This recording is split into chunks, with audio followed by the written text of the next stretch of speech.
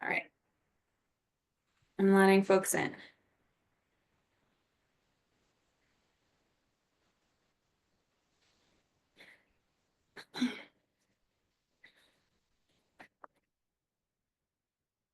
Hi, everybody. Welcome. My name is Sasha Parodi. I'll be leading you through today's conversation. We're just going to take a few minutes for folks to join. But while we're waiting, we would love for you to introduce yourselves in the chat. You can do this by clicking on the little chat box at the bottom of your screen and adding your name, pronouns, agency, and organization, and what helps you feel like you belong. And Naji, if you could go to the next slide to show people the prompts. Again, welcome folks. For those who are just joining, my name is Sasha Parodi, and we will be getting started shortly. But in the meantime, we'd love for you to introduce yourselves with your name, your pronouns, the agency or organization that you're representing today, and what helps you feel like you belong. Naji, yeah, perfect. All right.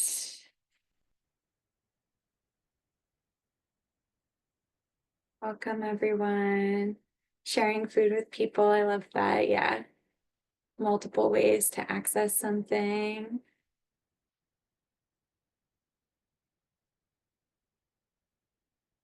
Again, for folks who are just joining, my name is Sasha Parodi. Thank you so much for joining us today. We're starting with just doing some introductions in the chat while we wait for folks to join. Please share your name, pronouns, the agency or organization that you represent, and what helps you feel like you belong.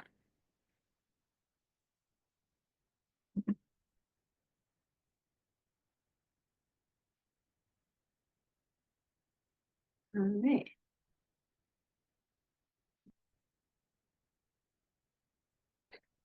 Some folks have shared sharing food with people helps them feel like they belong, being greeted joyfully, when it feels easy to engage in conversation, having multiple ways to participate, being heard, sense of humor helps people feel like they belong, feeling seen and heard and acknowledged. Awesome. We're just going to give it 1 more minute. Being in a space that welcomes laughter helps us feel like we belong. Straightforward jargon. Warm welcome from others in the space. Awesome. Thanks so much, everybody, for sharing.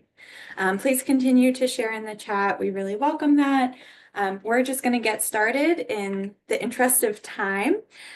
So hello, everybody. My name is Sasha Parodi. I work on the community engagement team at MAPC, the Metropolitan Area Planning Council.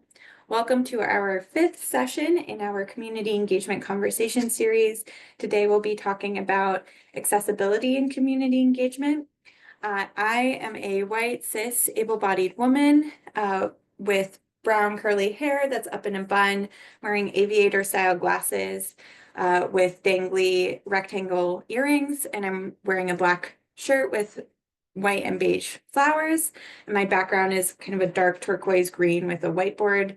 My video will be in the top right of the screen for most people who are viewing today's session. And most of our time in the main room will be spent with the PowerPoint slide up. We are currently on slide 2. And actually, Naji, if you want to go to slide 3, that would be great. We also have closed captions available for today. So if you would like to use closed captions, you can click on the little CC button that's at the bottom of your screen, and the closed captions should be showing up for you. A big thank you to Deborah, who's our closed captioner for today. We really appreciate you joining us. We have also shared this PowerPoint in PowerPoint and PDF format if folks wanted to download it ahead of time for screen reader or just advanced viewing purposes. The PowerPoint does include alt text for the images. And we will be in some small group conversations today, so that will be a time when you can unmute and talk to each other. But otherwise, we will be using the chat for conversation. So please, throughout the session, feel free to use the chat, ask your questions, share your knowledge. We really encourage interaction in the chat, but we will have some time to interact verbally as well. The last thing I'll say is that in an ideal world, if I had enough time, I would read out the slides fully for those who are not viewing the slideshow today for whatever reason. However, we don't have that time, so I might not give full context to each slide, but we are recording this session. And again, we will share out these materials fully afterwards so that you can access all of the information that we're providing in various formats today. So as we jump in, I just want to re-ground us in the group agreements that we've been using for this series, specifically listening for understanding and not disagreement, considering the opinions and experiences of others, bringing a spirit of experimentation and creativity, taking turns speaking and making rooms for others to speak, and having fun. We always welcome input on these group agreements, so if you have other ways that would benefit your participation in these sessions, please drop them in the chat, and we will be sure to consider them for future sessions that we're doing. Next slide, Naji. So I went a little bit over our agenda, but just to give some context to today, we've started with introductions and an overview. We'll split into small discussion spaces at the beginning of considering accessibility, and then I will give a presentation on how MAPC has been thinking about accessibility in our community engagement work. We'll wrap up with discussion and share outs, and then we will move into our closing. So that is what our hour together will look like. Before we get to our first round of small group discussions, I do just want to recontextualize who we are. So the Metropolitan Area Planning Council is the regional planning agency for 101 communities in the greater Boston area. On the slide is a map showcasing the 101 communities that we serve in various colors. Our mission is to promote smart growth and regional collaboration, and we try to take a holistic approach to planning, which includes our traditional planning practices like housing and land use, but also considering all of the various aspects of people's lives in which we want our communities to thrive. And that includes things like public health, clean energy, arts and culture, and our community engagement team, among many more teams.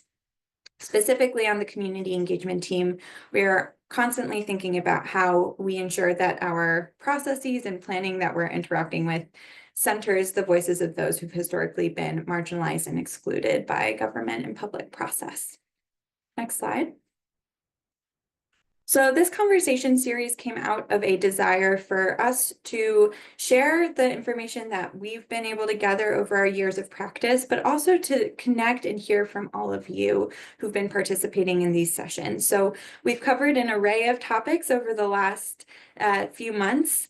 And today's session specifically, we're focusing on accessibility and community engagement. So our hope in having today's session is that we can come away with shared understanding of what accessibility and community engagement can look like, for us to share some of what we've been doing around accessibility, but also, again, for us to hear from you all and for you to hear from each other around your own accessibility practices, questions you may have, etc.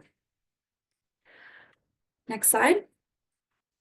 So the previous session that we did was focused on relationship building, and specifically the importance of trust building with communities who have historically been harmed or excluded by public process, needing to build trust and meet people where they are in order to have strong relationships and therefore have stronger engagement. So on the slide are some components and tactics of relationship building, including establishing trust, making space for learning, creating connections, meeting people where they are, active listening, and reciprocity and resource sharing. The reason that I'm re-highlighting this is that I believe that relationship is the foundation to accessibility, because true accessibility happens when we know and understand each other and are willing to adapt for one another. So not only is this a tactic for stronger engagement, but this is also a foundational tactic for creating truly accessible spaces. If you didn't get to see this session, we do have the recording available on our website, and Naji just dropped the link to that in the chat. Next slide, Naji. I forgot to mention that Naji Nunnally is our tech wizard today. So if you have any tech issues or questions, please feel free to message him directly in the chat. His name should be second from the top when you pull up your list of folks to chat to. He's also monitoring the chat. So if you have any questions, feel free to drop them there and he can reply to you. Okay, next slide, Naji. So we're going to start by splitting up into breakout rooms before we jump into talking about accessibility in the large group. So you're going to be split into groups of 2 to 3 people, and the invitation is to discuss what does accessibility mean to you, and think of a time when you felt like you belonged and what helped you feel that way. Just repeat that one more time. What does accessibility mean to you? And think of a time when you felt like you belonged and what helped you feel that way. If you are not comfortable speaking in small groups, you are welcome to stay in the main room and decline the invitation, and we'll just have some time for silent reflection. When we come back from the small group discussions, we'll share out the themes that we talked about in the chat. So I believe if we are ready, we will open the breakout rooms.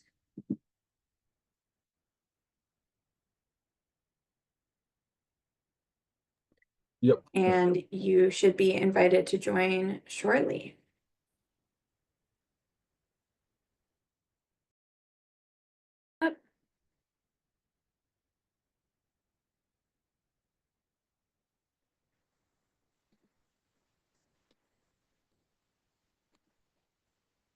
Okay.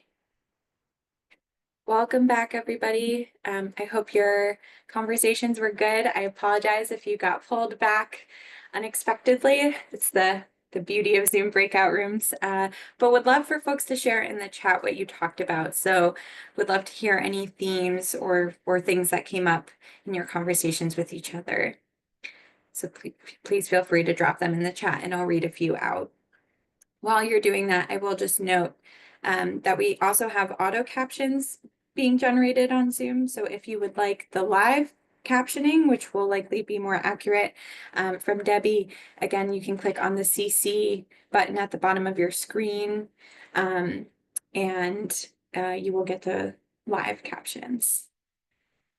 Okay, so I'm seeing a comment here that it was easier to think of scenarios of not belonging. Yeah. Seeing language accessibility and attention to physical ability for accessing locations, ongoing accessibility for folks, especially in the current federal climate when so much is under threat. Having a welcoming team was a common thread in the conversation. Yeah, I think these are all really important elements of accessibility. Having equal access to resources and programs provided by the institutions that we are in. Yeah, so hearing a mix of kind of social accessibility, physical accessibility, interpersonal accessibility, openness and welcoming being an important part of accessibility. Any other themes that folks want to name?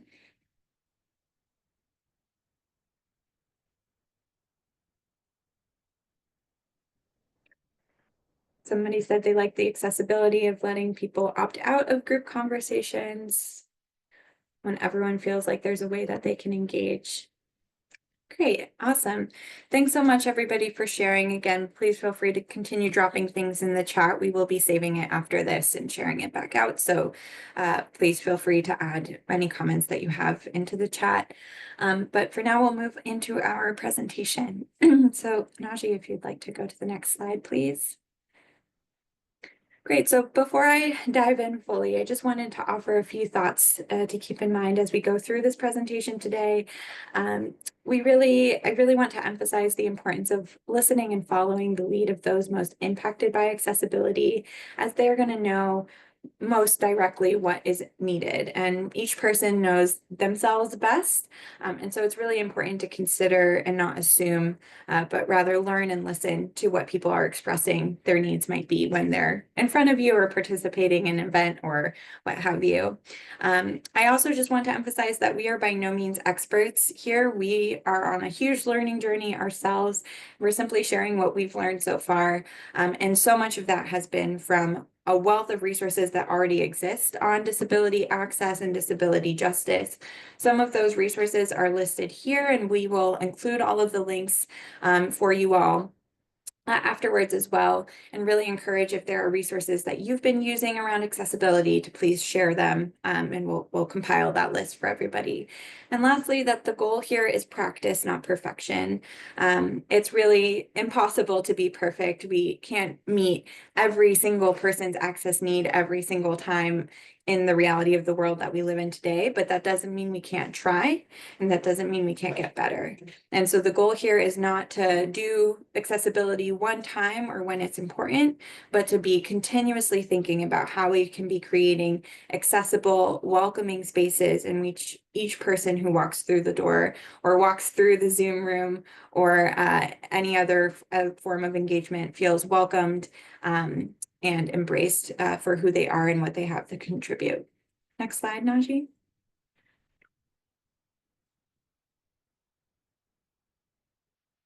So just to start by talking about disability itself, I wanted to offer this quote from Alice Wong, who is a disability justice advocate, from her book, Disability Visibility, First-Person Stories from the 21st Century. Disabled people have always existed, whether the word disability is used or not. To me, disability is not a monolith, nor is it a clear-cut binary of disabled and non-disabled. Disability is mutable and ever-evolving. Disability is both apparent and non-apparent. Disability is pain, struggle, brilliance, abundance, and joy. Disability is socio-political, cultural, and biological. I will note that Alice Wong here uses the term disabled people. Throughout the presentation, I will be using person first language, as in people with disabilities. However, if a person with disabilities has self-defined as with the terminology disabled person, then that is the language that you will see. So just wanted to note that differentiation. But I think that this quote really embodies the dynamic nature of disability and the various ways that it touches each of our lives.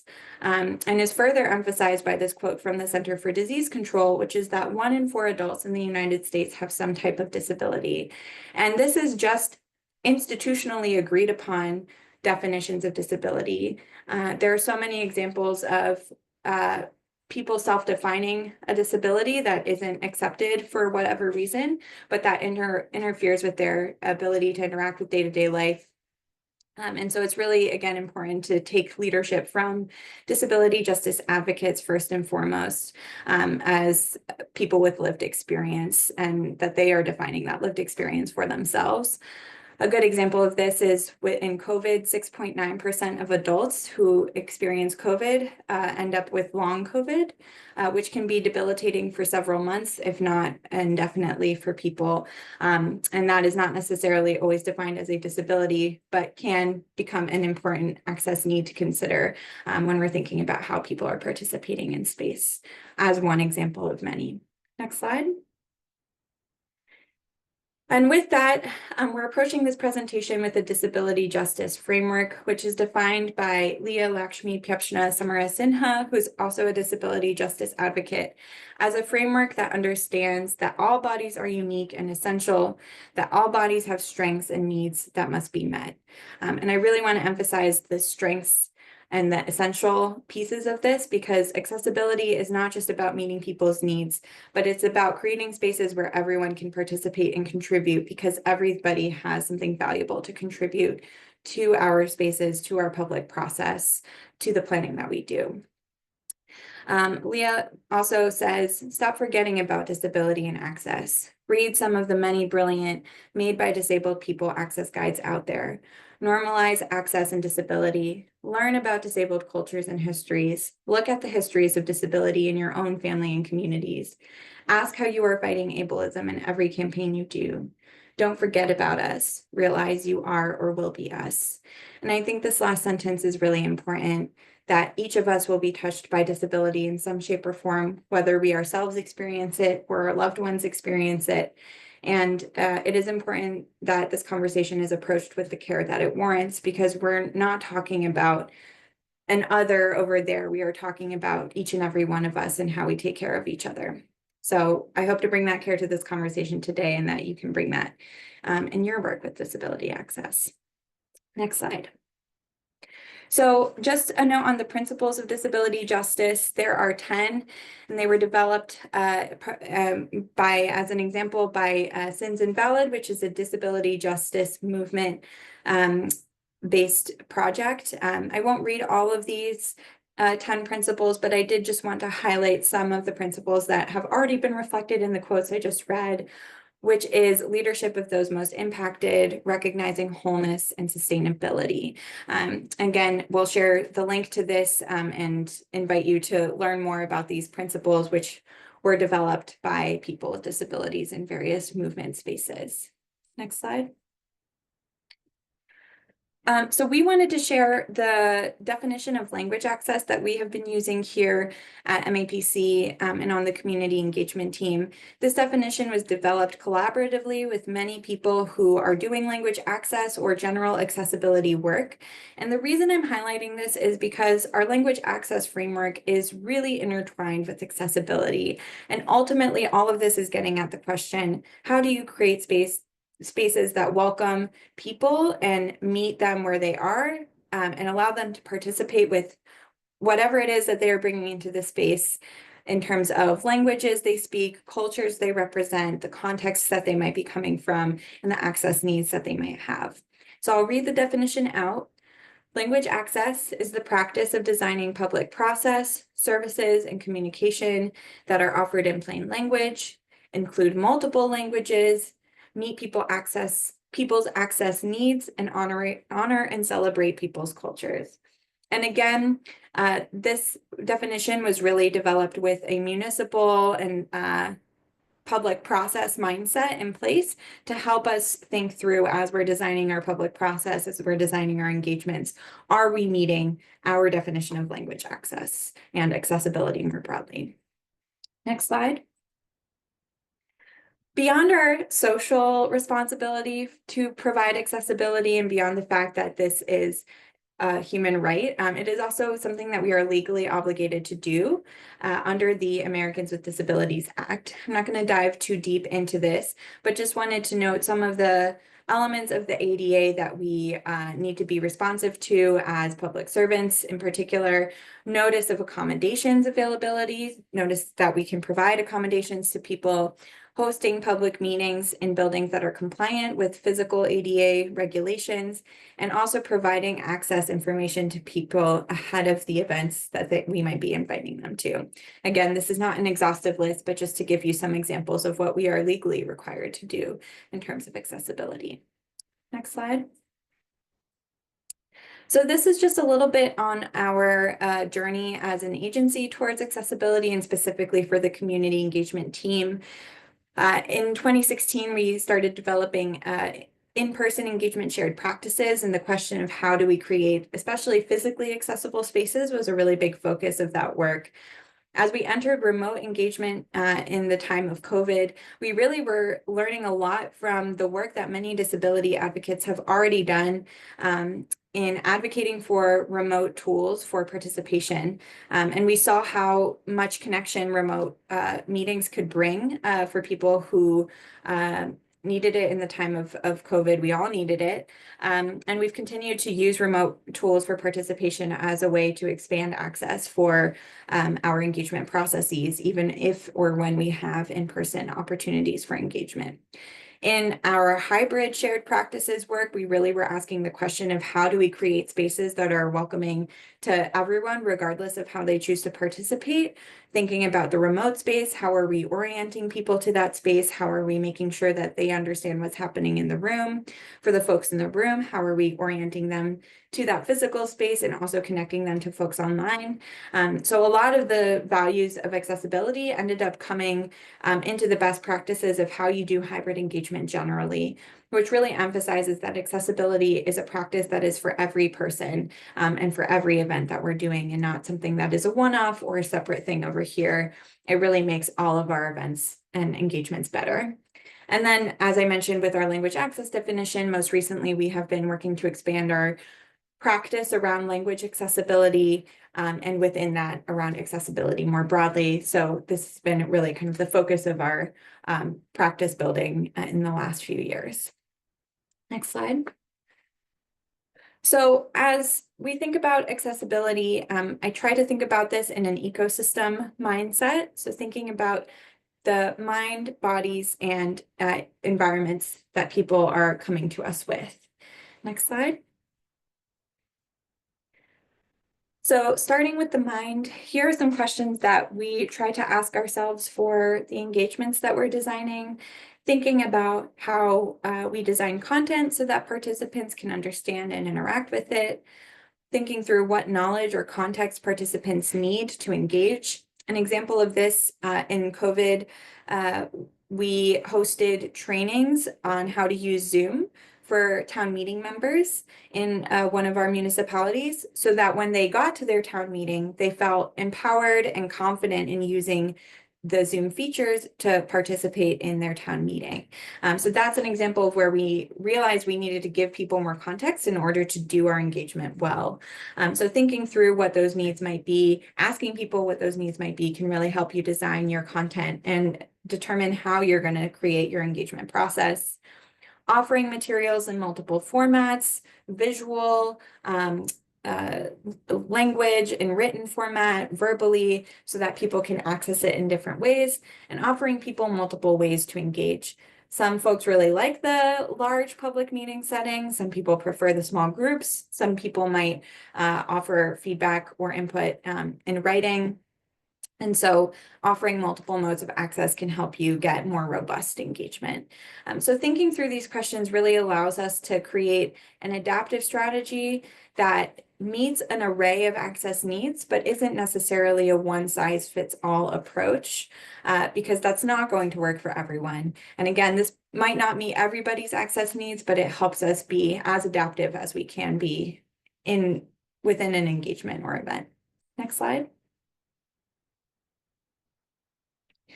So thinking about bodies, how are we creating spaces that are physically accessible?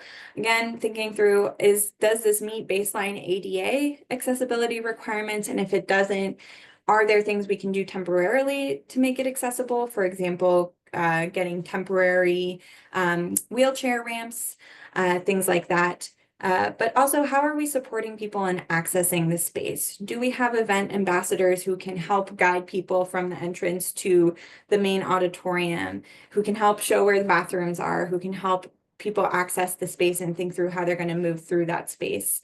Do we have signage that is clear about where people can or should go and what they can or should be doing? And how can we extend people's physical comfort? For example, is there a way to offer different types of seating, like pillows for floor seating, all the way up to high chairs and low chairs? Do we have standing space? Can we offer a low stimulation room if somebody gets overstimulated in a public meeting or a public engagement? Are we providing food? So thinking through the ways that we can extend and expand people's physical comfort. Next slide. And then for thinking through people's environment, what is the context that they're bringing into the space? What cultural or community context might they be bringing? What might help them fully participate in the space, whether that's childcare or transportation support or additional education materials? For example, if transportation is a barrier, rather than hosting one event in one location, could you host several smaller events in various parts of your community so that folks can access it without needing transportation and participate in the process that you're conducting? So thinking through how you can alleviate those barriers to participation that people might be experiencing in their environment is an important consideration around accessibility.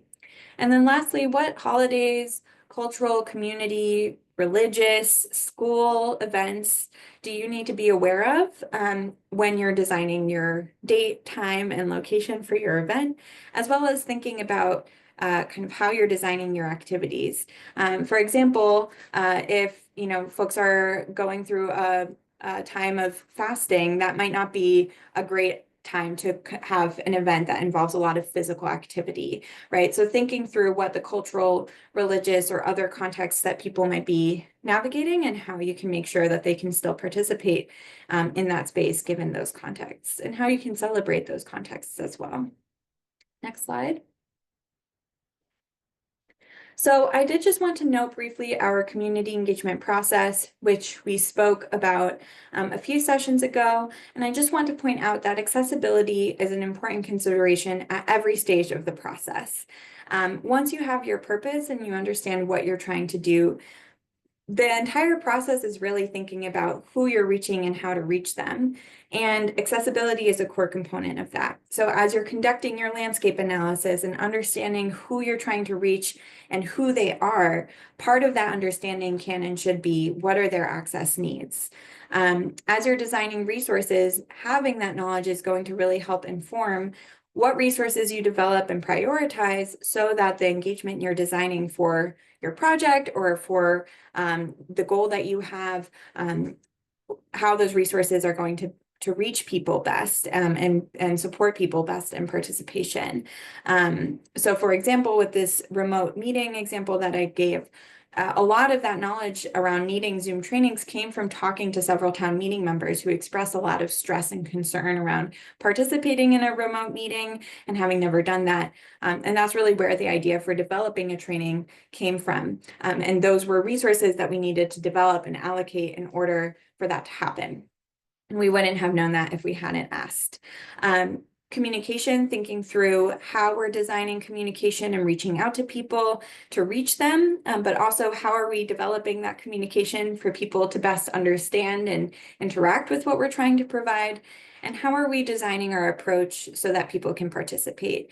I think simple is often the way to go, and simple does not mean that you can't be creative, but if you have activities that are clear to understand and that people can easily participate in, it is more likely that everyone will be able to participate than not. So thinking through how you're designing your approach is going to be really important. Next slide.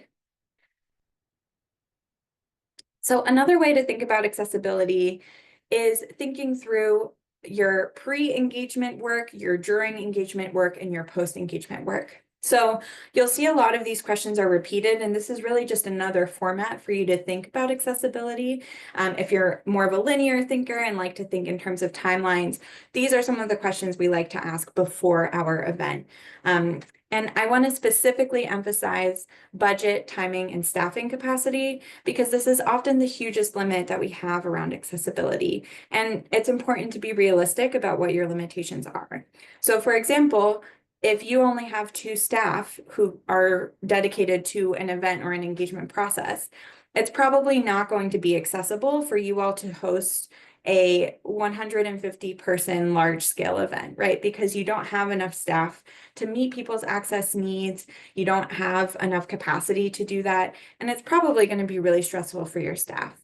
However, are there other ways that you can design accessible events given that staff capacity? For example, could you host several smaller events over time where those 2 people can actually meet people's access needs because they're working with a smaller group of people? Maybe there's more time for prep and adjustment.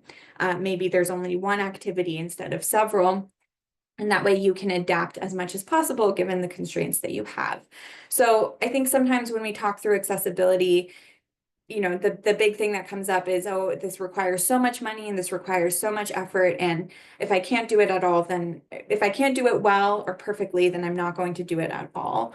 But I think the more functional version of that is, what can I do given what I have? And I think if you can answer that question, you're likely going to be moving towards accessibility much more than trying to get all of the bells and whistles all in one go. Next slide. So during your engagement, these are some questions generally to ask before you're in the room, but I think that inform how you set up that room, whether literal or virtual. Thinking through things like If you are offering language services and closed captions, do you have clear instructions in multiple languages and formats for participation? For example, I can't tell you how many times I've been to an event where folks have announced translation availability or interpretation availability, but they've only made that announcement in English, which means that if I don't speak English, I'm not going to know that interpretation is available in my second language, such as Russian in my case. So making sure that you're thinking through how you're announcing and informing people about the access that they can have, and how you're providing materials. But also, what are the different ways that people can participate? I think somebody mentioned earlier that they feel welcomed when they have multiple options for participation. And that can be just a really nice way to also build trust with people so that they don't feel forced into one way of interacting with you and can really show up in the way that they want to, and give you the input that feels relevant to them and their context. Lastly, I think this is probably one of the most important things to keep in mind. If someone expresses a need live in your event, how are you prepared to adapt to that need? And again, we're not always going to be able to prepare for every single person because we're not going to know ahead of time every single person who may walk through or come through our doors. And so we might not be able to adapt to them, but how are you preparing to meet them where they are? How are you prepared to maybe make a plan with them for how you can connect with them after the event and create an engagement opportunity or a connection opportunity where you can meet their access needs? How are you offering them other ways that they can participate, even if you don't know what those are in that moment? Meeting people and hearing them and then working with them is a really big part of accessibility. So that's an important thing to consider. And one thing that's worked for us is sometimes having a dedicated staff person who's a floater who can kind of talk to folks as questions come up. And sometimes those questions are easier to answer and sometimes they're harder, but what matters is that there's somebody who's there trying to answer them. Next slide. And then after engagement, so thinking after your engagement, I think one more slide back. How are you learning from this experience? How are you gaining information from your participants about what worked and what didn't work for them?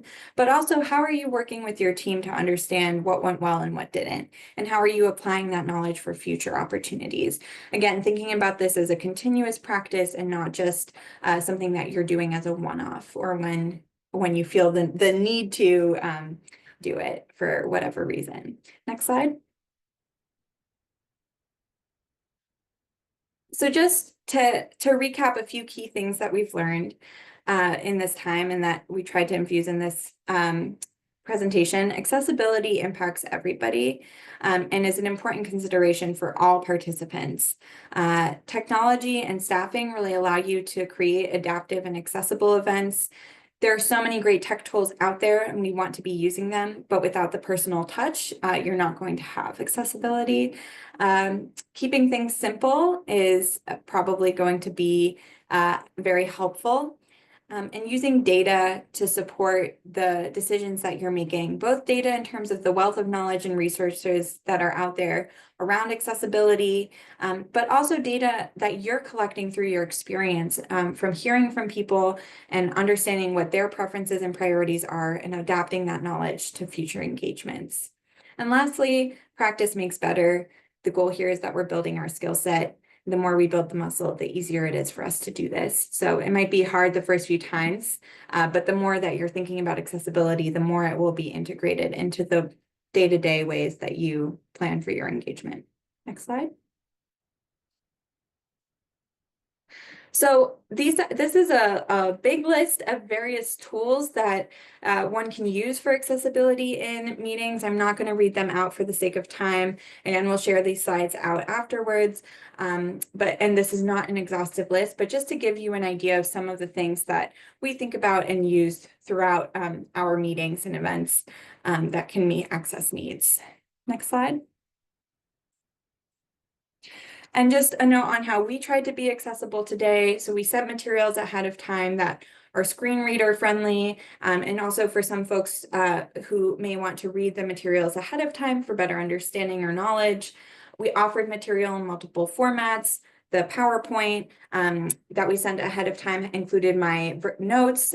I'm speaking verbally to you all today. We're also recording this presentation so folks have it available afterwards. We offered closed captions and also tried to provide different ways for participation. I saw a question about CART service. What does CART mean? And that I'm blanking on the acronym at the moment, but it is closed captioning services like the ones that you're seeing today. Next slide.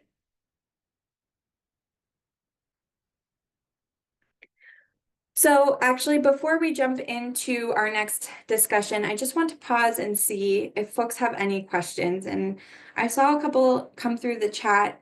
And so I'm just going to take a moment to review the chat and see if there are any questions that folks would like me to answer.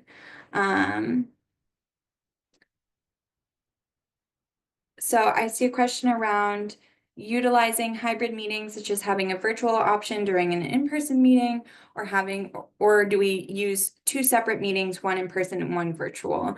What have you seen work better for engagement? I know there have been several great answers in the chat, and I think a big question is staff capacity, like Crystal shared in the chat, and thinking through what's going to work best for your participants. There are some settings in which a hybrid event where everyone can join live is really helpful. And there are some settings where it's much easier and more straightforward for everyone involved if you are doing those in two separate formats. The other thing to think about there is, what are you asking participants to do? If everyone is tuning in to listen to the same presentation and you have really good technology set up and you know that folks are going to be able to hear online just as well as they'll hear in person, maybe that's something that you can conduct one event around.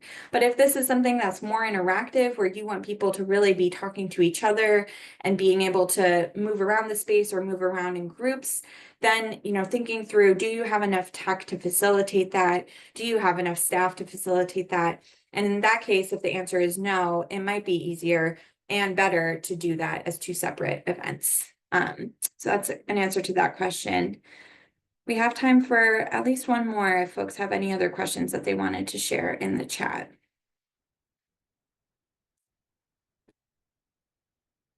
Oh yes, and Najee shared the acronym Communication Access Real Time is what CART stands for. And Ron offered a key tool is your own, which is curiosity. Ask questions and there are no wrong answers. And I think that's a really important point, that the more we can ask, the more we can learn from each other. Okay. I'm not seeing any other questions in the chat, so I'm going to give you all an opportunity to talk to each other and process some of what we've shared today. So again, we're going to split into small groups. The questions are, how do you relate to what was shared today, and what did it make you feel? And how do you or will you apply accessibility to your work?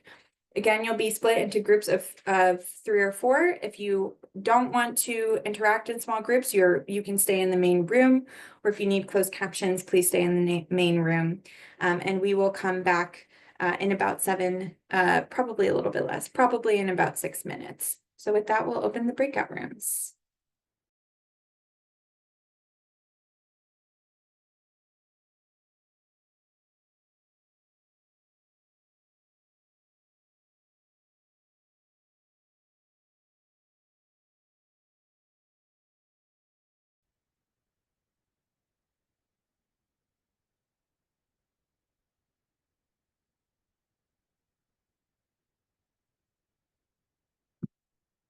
Welcome back. I know some folks have made it back into the room. We're just going to wait for everyone to come back in.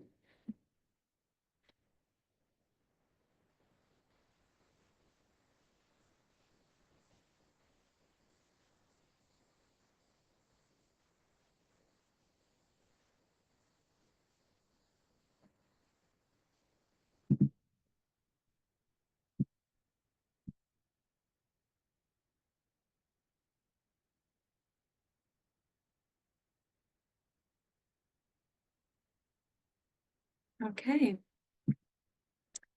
Welcome back, everyone. Najee, you can go to the next slide. And in the meantime, would love to hear what folks talked about. Please feel free to drop in the chat some of what you shared or what stuck with you from your conversation.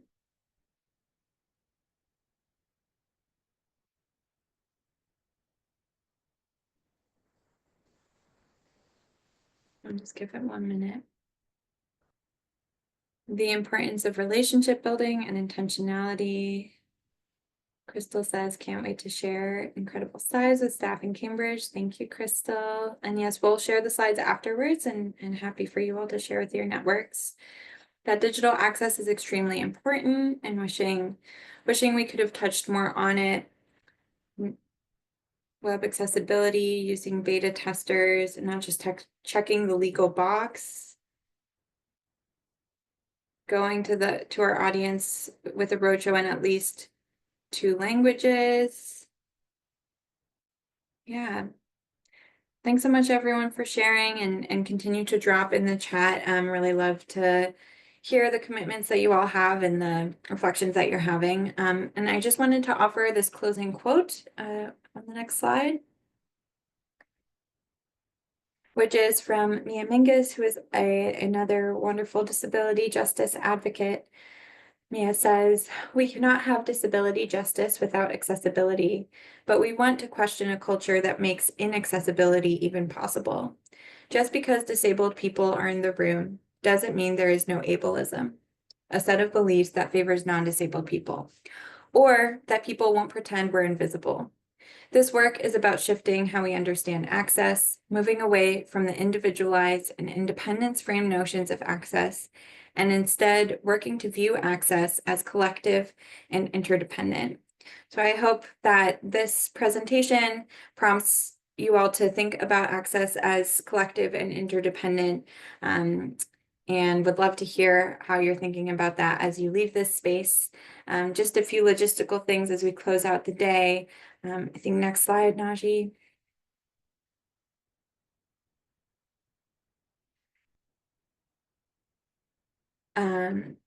Again, this closing question that we've touched upon, what is one way that you'll apply accessibility to your work moving forward? We've also have a feedback survey that we will share out. So please let us know what you liked, what you didn't like, what was helpful, what wasn't, and we'll try and keep that in mind for future sessions. Next slide. Our next conversation will be on March 20th on building and engaging community groups. So please keep an eye out for that. If you registered for this session, you likely will have the login for the next session, and we'd love for you to attend. Next slide. And this is just a list of some of our services that we offer on community engagement. Generally, please reach out to us, send us an email. We would be happy to connect with you on any of the questions that you've raised in today's conversation or in previous conversations. We're really happy to connect and talk, whether that's accessibility, whether that's other engagement best practices, whether that's digital strategies. So please reach out to us and we're happy to connect with you all. And with that, thank you so much, everybody, for your time today. We really appreciate it. And we look forward to seeing you next month. Have a good afternoon.